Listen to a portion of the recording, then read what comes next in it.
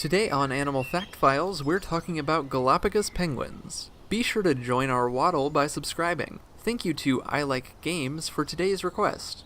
Most people think of snow and icebergs when they think about penguins, but there are some species, like today's subject, who wouldn't know what to make of a snowflake.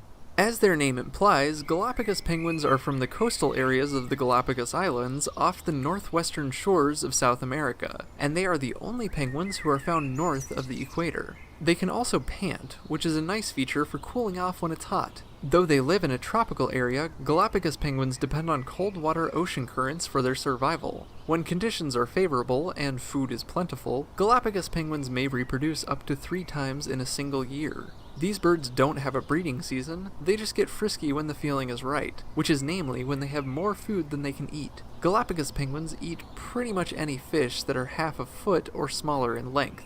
So anchovies, sardines, and mullets all make the menu. They'll also munch on crustaceans, try to eat eels, and they've even been seen stealing fish right out of the mouths of pelicans. Those are some bold moves considering these birds are less than 2 feet tall on average.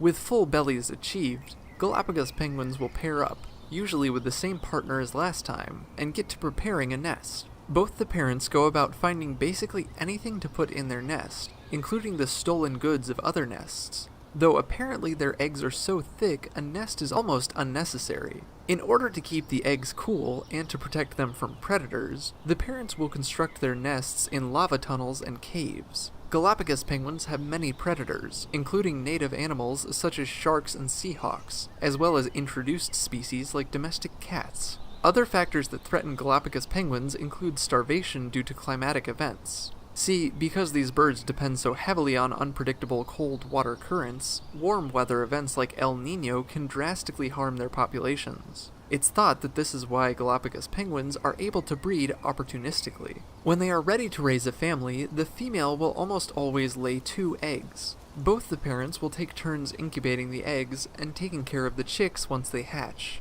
There's safety in numbers, too, because these birds will aggressively defend their nests from predators, with loud vocalizations and flipper flapping, usually teaming up with other members of their colony to drive off an animal that would otherwise take over a single penguin. Needless to say, Galapagos penguins usually all breed around the same time, even though it can be completely unpredictable when it'll happen. The chicks are ready to leave the nest at about 2 months of age, but may spend the next few months standing on the shores, still begging for food from time to time. It takes a few years before they're ready to have a family of their own. Galapagos penguins are thought to be able to reach 2 decades in age, if they can avoid all the obstacles they face on their island paradise home.